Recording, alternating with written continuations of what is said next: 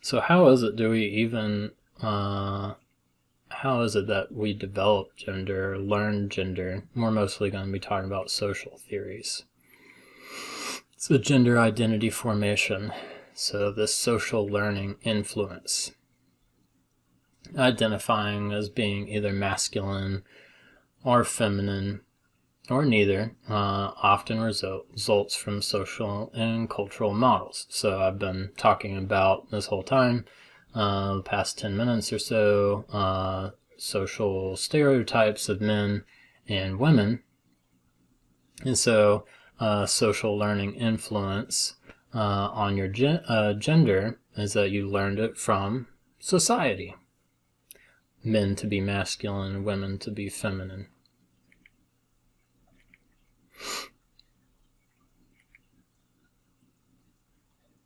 Study on parents. What was this? Oh, yeah. So this was an interesting study. I know it was a long time ago, but hey, it's a cool, pretty cool study. Rubin, 1974, I believe psychologist, got parents of newborns and had them say, this newborn right here, describe them. And they may say things like, the parents may say, oh, they seem strong, they seem active, they seem robust, they seem soft or delicate. And as you can imagine, especially men, the mothers did this less than the men did, but the men were pretty rigid in only saying, like, oh, the boy, like, my new baby boy, you know how new baby boys are, so strong. My new baby boy is very strong, active, and robust. And if that man had a female child, describing her as soft and delicate, even though in the study they're the same, they take the kids as the same length, the same weight, so basically the same strength and all this sort of stuff. And you can see it from like literally day one that especially these fathers in the study are just like kind of like, I want my boy to be strong, active, and robust, so I'm going to look for those things and give him attention when he does those sort of things. So you see this gender identity, these boys as masculine, starting literally from like day one. As you know, starts before that. What does everyone want to know when a woman is pregnant? Well, they want to know, is it a girl or is it a boy? Because I need to know that so that I know how to treat them. Other studies. So Hyde in 2006, I saw them a lot throughout this chapter. They contributed to a lot. Hyde, someone good to look up. Boys taught to suppress tears when hurt. So this is kind of observational studies, maybe a little bit older.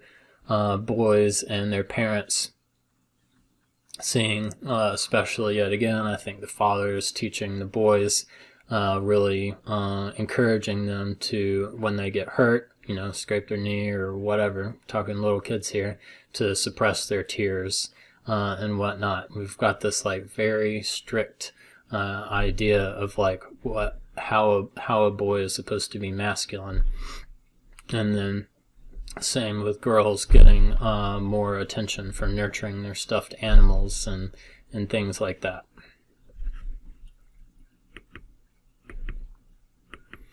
So we talked some about parents already. And so this is more recent, Collier in 2018.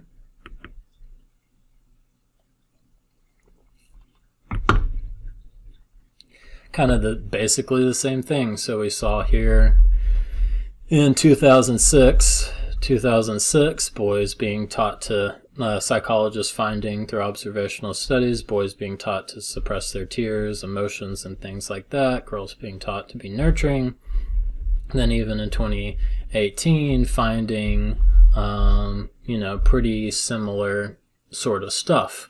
boys being rewarded for self-assertiveness in situations, taking control of situations, and yet again controlling their emotional responses.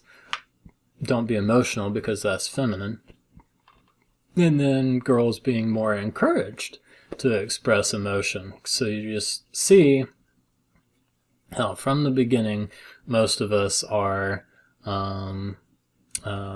socialized to be a certain way based on how people think we're supposed to be based on our sex and or gender.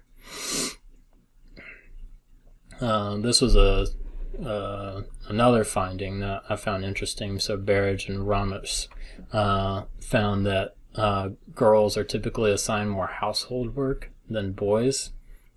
This is just more of the same that we're seeing here. And same person studied gender-specific toys. And fathers tend to be a little bit more strict with the boys than the girls, really trying to get those boys to play with, sticks that can be weapons and guns and all that sort of power control sort of thing going on. And fathers being more kind of the culprits of that a little bit than mothers. But at the same time, so Leeper found, 2014, that some children, even if they have more, let's say, progressive parents who don't want their boys to grow up just being exclusively masculine, but also, wanting them to learn feminine qualities as well. Some children, I think they especially study boys, still gravitate towards, like I said, even like a more progressive parent, still gravitate towards these toys that are gendered. So the boys tending to gravitate more towards the guns and the buildings and things like that, and the girls tending to associate more with stuffed animals and playing house and things like that, even with the more progressively minded parents. So we talked a lot about how parents influence gender roles, which makes sense, but the peer group influences the gender role as well.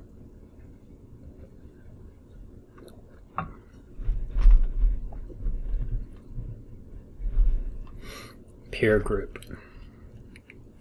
Preschool years broken into girls and boys. So I taught preschool for a year, and a lot of times you break almost, I would say, daily, if not multiple times a day, breaking girls and boys into separate things, and then the boys end up doing some sort of sport-related activity, and the girls may be doing something inside and more academically related.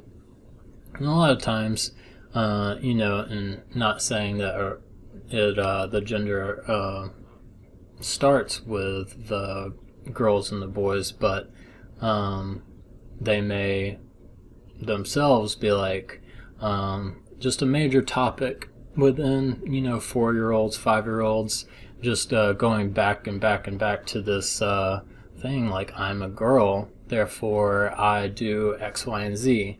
I'm a boy, so this is like a 4-year-old boy. I'm a boy, so I do X, Y, and Z.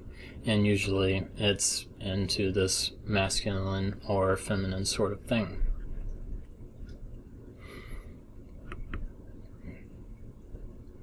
And so this binary, masculine and feminine, boys being masculine, women being feminine, becomes even more pronounced into late childhood, so like 12 and into adolescence as well. Often associating with the kids of their own gender. So the boys hanging out with the boys, girls hanging out with the girls. And to belong within these groups, a lot of people are expected to act a certain way. So the girls, to belong into the girl group, often are expected to conform to what the how feminine in characteristic and psychological attributes to the girls in that group, and same for the boys. Boys can be particularly harsh, so bullying boys who don't necessarily act masculine and only masculine, always masculine. A lot of this that can other boys often bully those who, let's say a boy who has more feminine characteristics or interests and things, get bullied. And there's a lot of research on how even in this late childhood and early adolescence, how this can lead to anxiety, depression, and even suicide mostly for adolescents. This is a phenomenon that we'll come back to for sure next week. And so Van Buchenkamp thinks that a lot of that, the bullying, the boys who are doing the bullying are basically his explanation. Van Buchenkamp's explanation is that it's homophobia, fear of the boys being sexually attracted to boys, which, why would that be a reason to bully them, even if they were attracted to boys? But we'll get into sexual orientation not next week, but the week after that. One's gender expression doesn't have necessarily much to do with one's orientation, sexual orientation.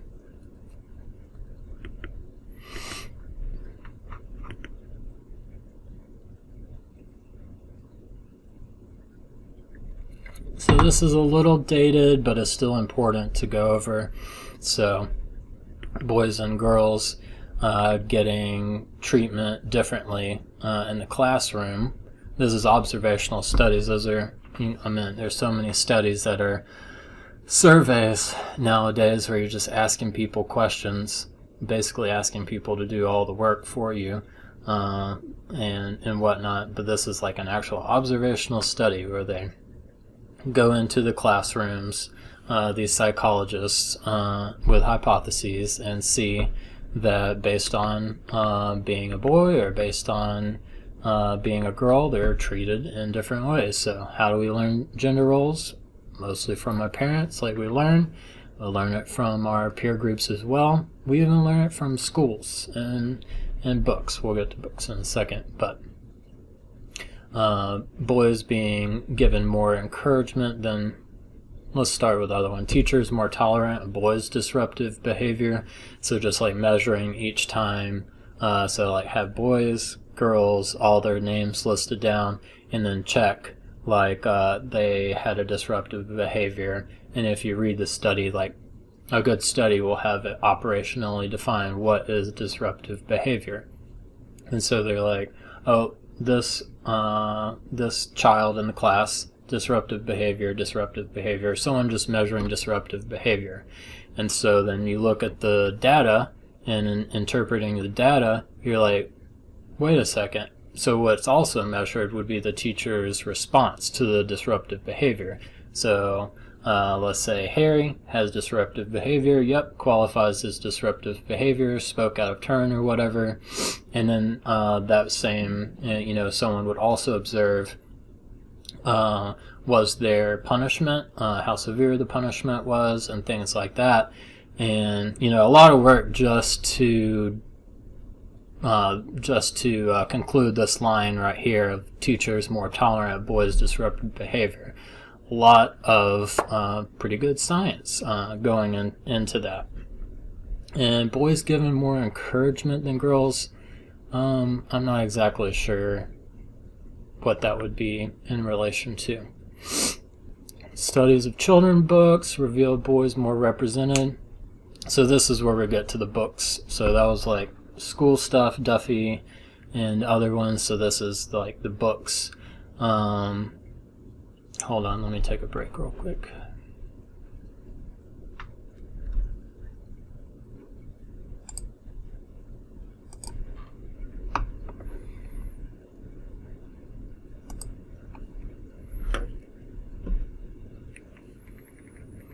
All right, the books. So I think that children's books hopefully are more representative of girls than they have been in the past, but just looking at this study right here, it's like a content analysis study where they just take a lot of children's books, kind of like randomly sort of thing, and then analyze them. So McCabe and others. And they looked at the gender representations and found that the vast majority of the books had boys in them, and that's a major problem according to these researchers, and they labeled this symbolic annihilation. Basically, at least in 2011, that these books just, didn't represent many girls and whatnot, and just focused on the boys. The symbolic annihilation, as in like annihilating the whole other gender of girls. That doesn't have much to do with books exactly, but we'll talk about STEM some other time. Science, technology, engineering, and mathematics, as far as okay, I see. So within schools, STEM being quite an initiative now to get equal representation, or at least a lot more representation of girls participating in that, which is a good initiative. So how do we learn gender roles from media? So McAndley and Hancock in 2014 kind of did what those other researchers did with the children's books. It's like a content analysis of actual TV shows. And of course they have to do the operational definition of like what is masculine behavior, what is feminine behavior. They have men and women in these TV dramas, and they found that men are more likely to be in sort of active, intelligent, adventurous, and leadership type roles. And again, this was in 2014. A lot of representation of men in work-related roles. And by and large, women being more in interpersonal roles, romance, family, friends, that sort of thing. And in and of itself, that may be okay, but it kind of communicates to society that women are supposed to be that way. They are supposed to be more interpersonal, and men are supposed to be more active and leaders, sort of thing. And as far as sexuality goes, they also studied in these TV dramas men being more active about pursuing sex and more aggressive about how they pursue sex, and women behaving seductively or trying to get the man to come to them, sort of thing. These are all sort of the things that they found in this study on these TV dramas. And then at the same time, they found that these women were judged as being bad because of their seductive behavior.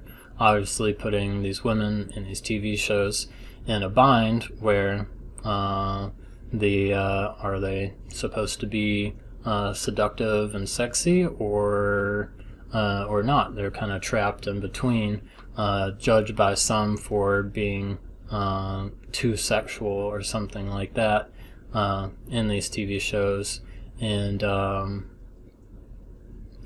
yeah, kind of trapped in between, too sexual or not enough. And of course, many TV dramas have much more multi-dimensional female characters, not just female characters who are in interpersonal type roles, but more work-related roles, a lot of leadership roles. I think we can find a lot of that, at least more so now. But there are plenty of TV shows with men shooting guns at each other all over the place still. Primetime television, still overly represented by men, in really important type fields like politics and whatnot, and is still way over represented by being mostly men who are these authorities on political issues in society. So just looking like an analysis of TV shows and men and women who's being most represented is the men who are mostly represented.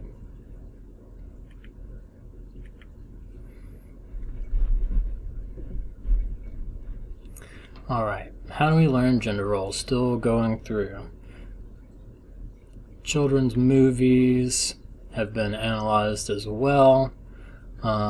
So a couple of these studies, Baird and Davis, found that less than 30% of so this is kind of like the children's books as well, that symbolic annihilation that we talked about before, found that less than 30% of the characters were female, when you know that probably around half of the readers of these books are probably girls and half of the readers are probably boys.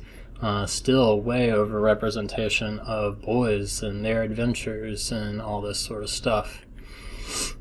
And when the female characters were even in there, if they were to begin with, they weren't doing much that's really contributing to the plot, like doing something really meaningful or pivotal, or changing the story at all, anything heroic or anything like that.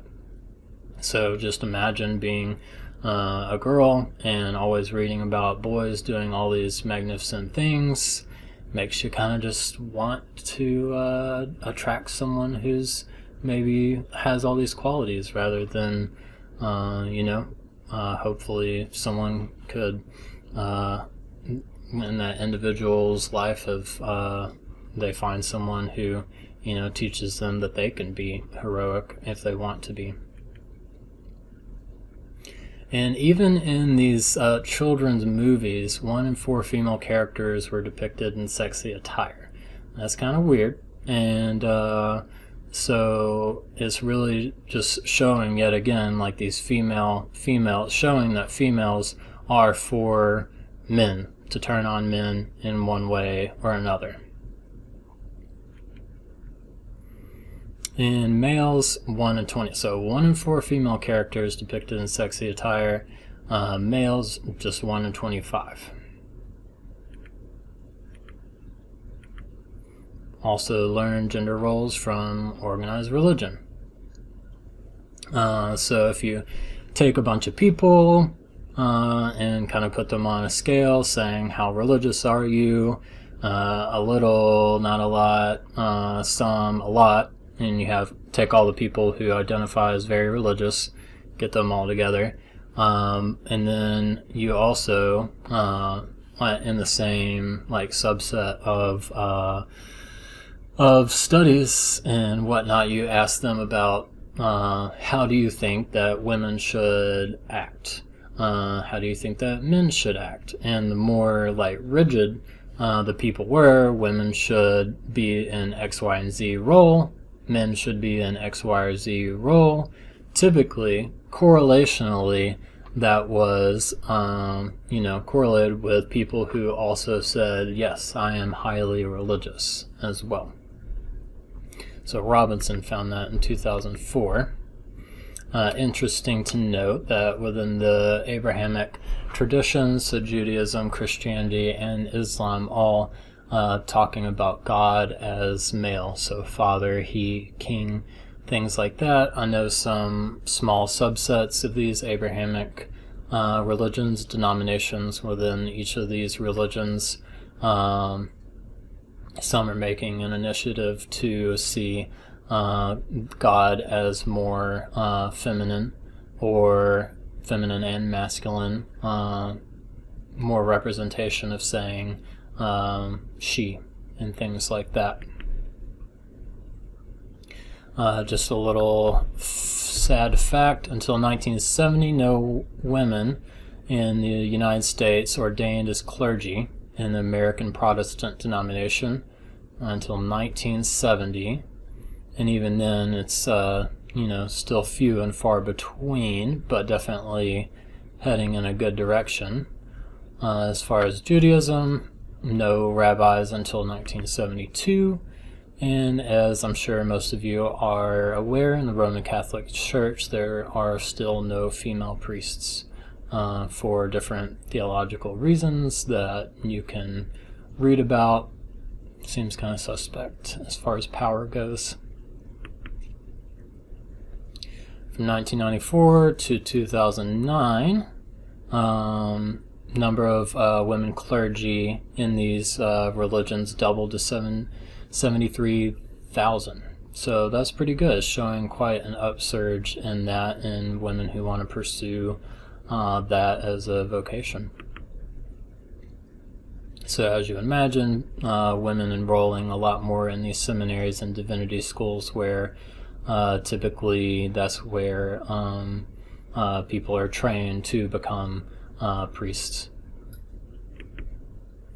And as far as Buddhism in America, I don't know, I think you mostly see a pretty good mix of ministers who are either men or women, at least in America.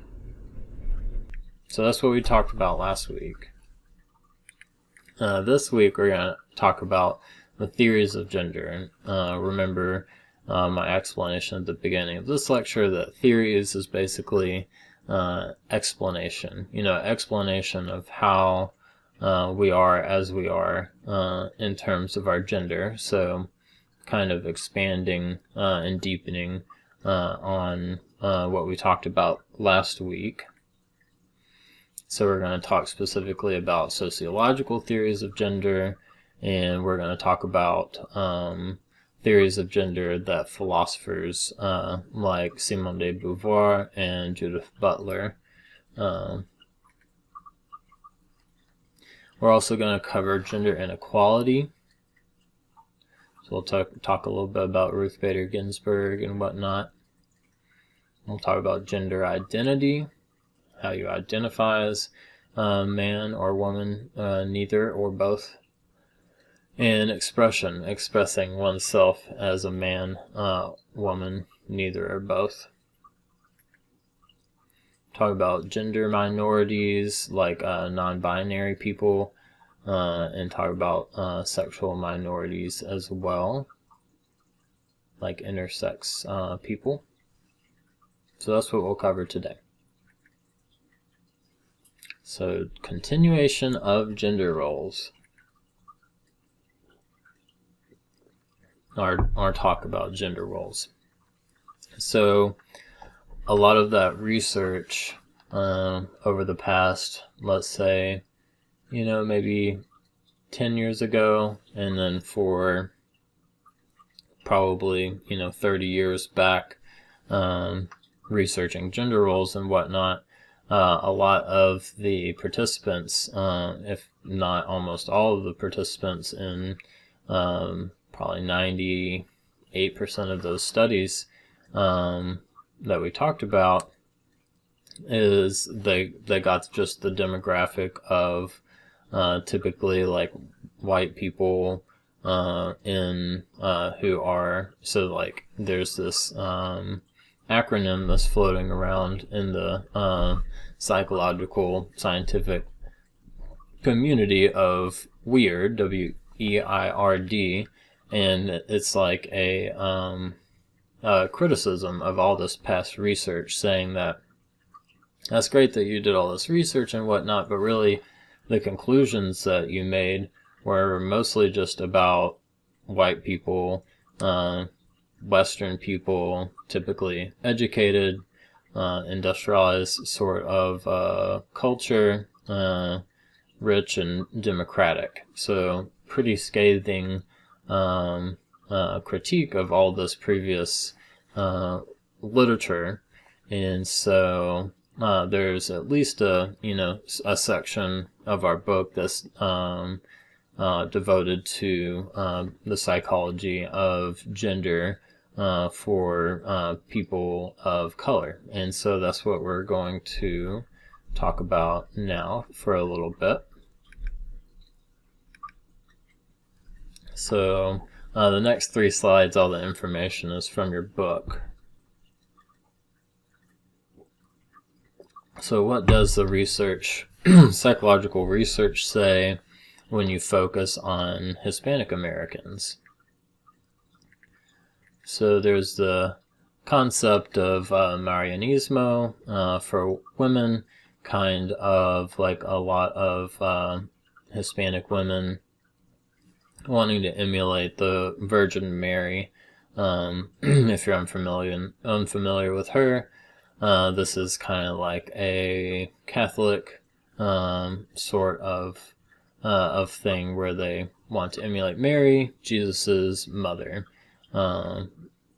and so trying to be of pure nature, very self-sacrificial and giving, wanting to really preserve family traditions and things like that. And for men, this concept of machismo, and you have this strength and independence and sexual virility. Research tends to show that a lot of Hispanic men identify with these sort of characteristics, and whereas women identify with the other characteristics that we talked about just a second ago. Estrada finding that Hispanic men really identify as being the head of the household. But it's good to recognize that obviously, as you would imagine, many Hispanic Americans don't necessarily identify with these characteristics. Just because a man is from Hispanic origin doesn't mean that he's necessarily going to identify with as being strong, independent, and virile.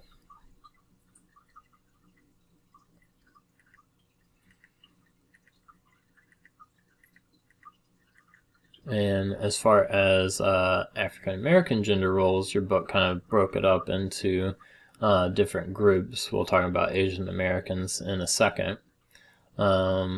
Research has shown that African American women's gender roles are more egalitarian. So as we're seeing with Hispanic Americans, that a lot of men identify as being head of the household, we see in these African American communities that the women are more egalitarian, sharing responsibility for making money for the household and taking care of children and things like that. Egalitarian is basically like equal. Dr. Jasmine Abrams, who's pictured here, has studied this. I think she has some pretty recent research as well that I think came out like last year, but a lot of her main research took place in 2016. And she found in her research that a lot of African American women take on what's traditionally known as masculine type roles. So being the primary breadwinner, providing for the family, and I says proving, but I'm going to say providing for the family and whatnot.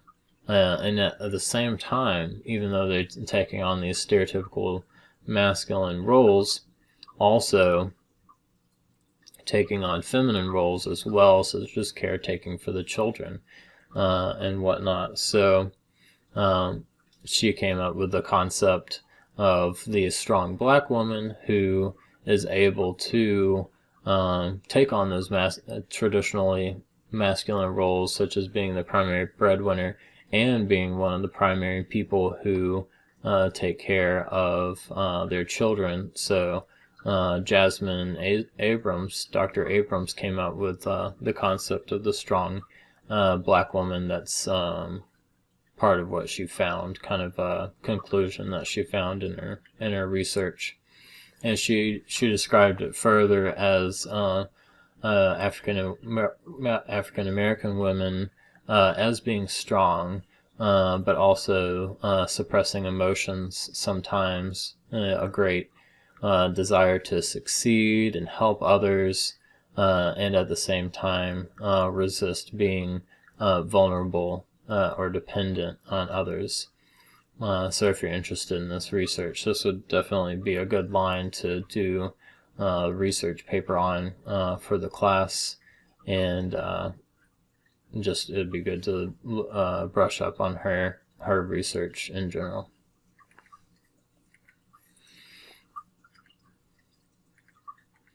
And as far as Asian American gender roles, it's a little more, you see that a lot of these years that I have in the references are a lot more recent. It's like it wasn't until someone came along and was like, hey, like I was saying at the beginning, that all these participants that you have in your studies on gender are white and whatnot. So like all your conclusions are mostly about white people.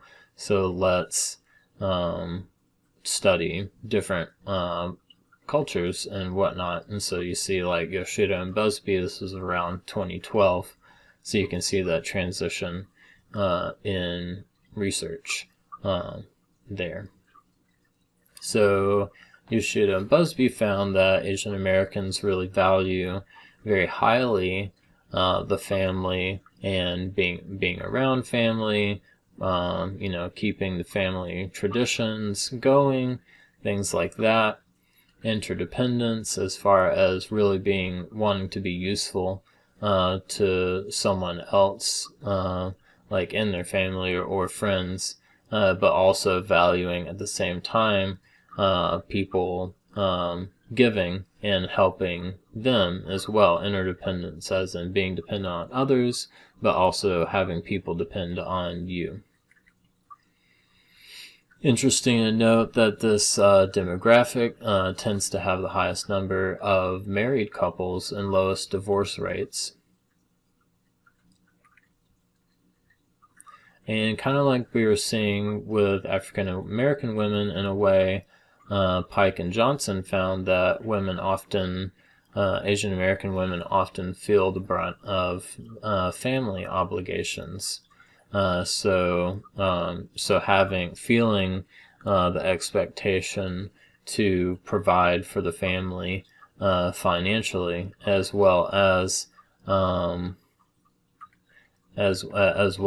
provide for caretaking and things like that.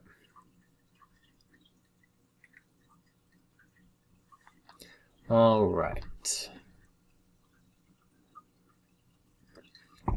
We've touched on evolutionary theory of gender a little bit already, but we'll get more into it now, and then this will help you also with your second critical thinking paper.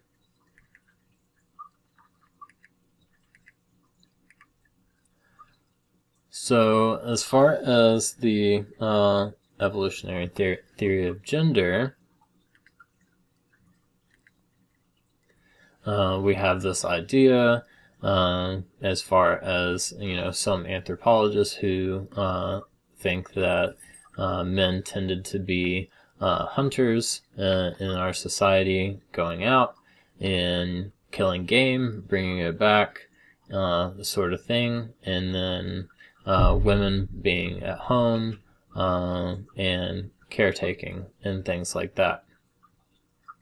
And so having that division of labor, men go hunt, women take care of the house, and the anthropologists believe that this was the case for years and years and years, 10,000 or more, many years of people operating in this way.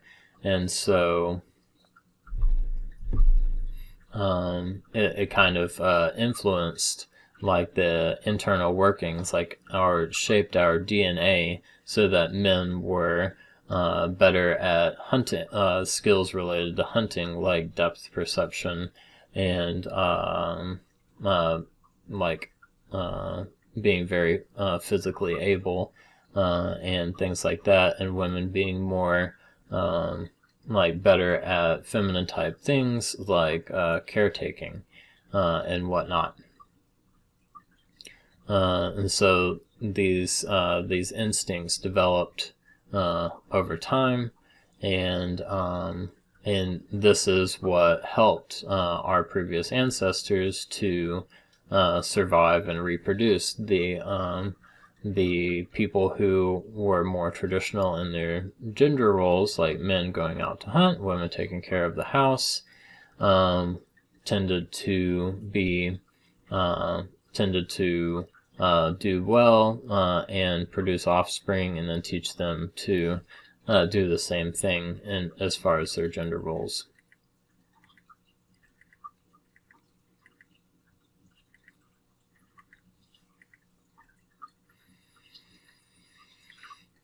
So, like I said, that kind of like the habit of humans to differentiate their gender roles happen, thousands of years, keeps on happening, blah, blah, blah, blah, until the point that it actually affects our DNA and makes us inherently, makes people with female anatomy inherently feminine and inherently better at caretaking and whatnot. And on the flip side, all those years of humans dividing those gender roles make men inherently better at hunting and things related to that.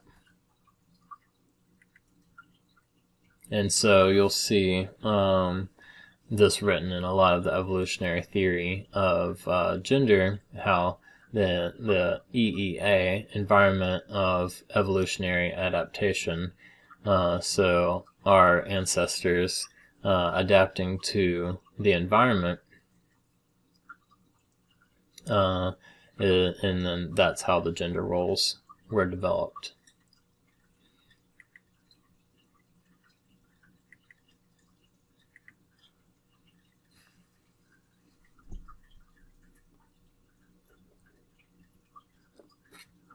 All right, let us look at sociological theory of gender.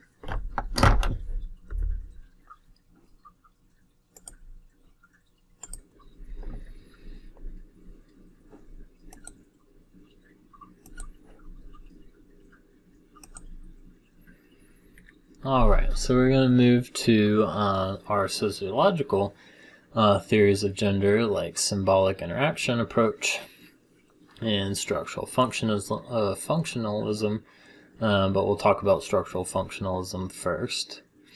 This is a really good YouTube video to check out, just from minute 1 to about minute 3, that gives this crash course of sociological theories of gender, and it's really good. So watch that, and then that'll kind of set you up for learning more about these sociological theories of gender.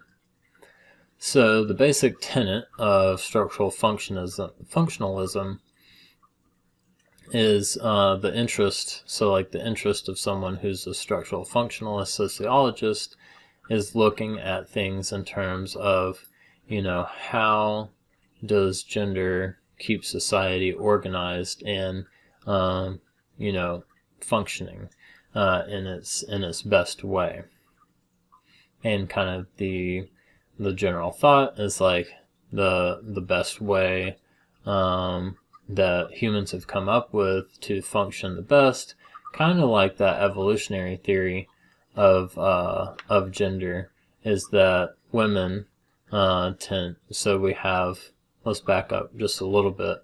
We have the like humans have this conundrum of needing several things done, such as food and shelter. And so how do we go about procuring food and shelter? And it's kind of like, well, procuring food, we delegated that to the men, and as far as shelter and taking care of children, reproducing offspring and things like that, delegate that to women. So there's structure there. Men do this, women do that. It's functional because it works for some people.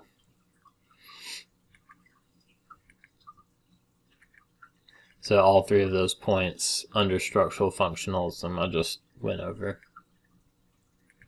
So the current anthropological critique of structural functionalism as far as gender goes is that what was actually more important throughout time has been gathering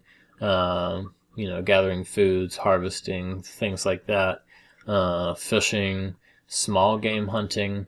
And so all these sort of things that get food for the couple or whatever, could have easily have been done by women. So it really throws a wrench in the theory, because a lot of it was based on men take care of the food, women take care of the children, and this current critique is like, well, actually, women took care of the food and they took care of the children. So where's your structure there and whatnot to your structural functionalism?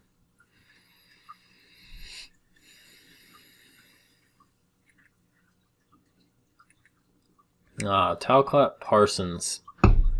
He's a structural functionalist sociologist that produced a theory of gender. So he kind of looked more at, that early gender role development. So boys and girls. It seems like he feels there's a certain thing that we're trying to accomplish as humans, and we'll see that in a second. And so what he's saying is that boys took a part there, and then girls took a part there. Kind of saying that in our society, as humans, we need people to go into the labor force. So this is kind of like an updated evolutionary theory of gender, and then we need a second set of people who take care of the family. We need people to take care of family. We need people in the labor force. And so what he saw there was that boys tended to be rewarded in our society for taking on instrumental qualities. So being an instrument for accomplishment. So things like confidence and competitiveness and things like that. Hold on. You okay? That's my dog. You okay? It's okay. And then girls functioning in society to be able to take care of family. So these girls being rewarded in our society for things that will help them later take care of children and whatnot. So empathy, sensitivity, and things like that being rewarded for girls. And on top of this, he fit in some mating type things going on. My dog's like super active. I'm going to put him upstairs.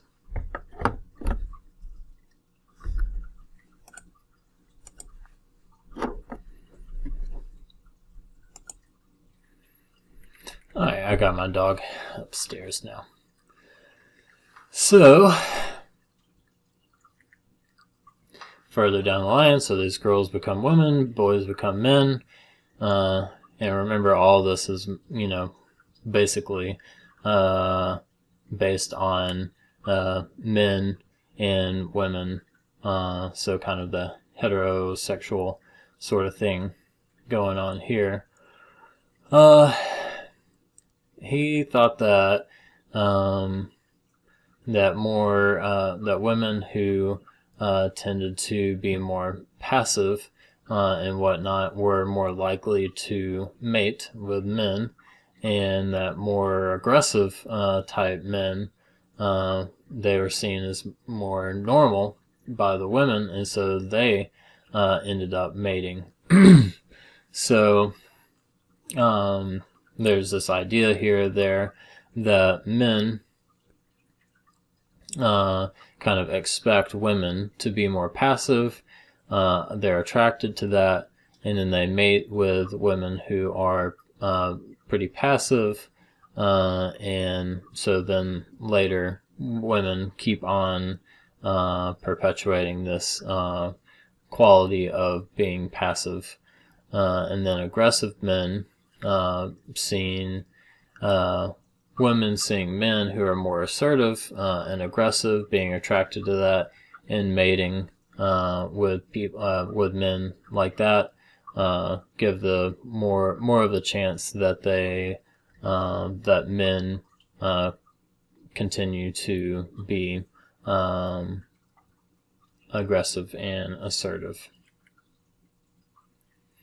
So an obvious critique on this guy is, what about same-sex couples?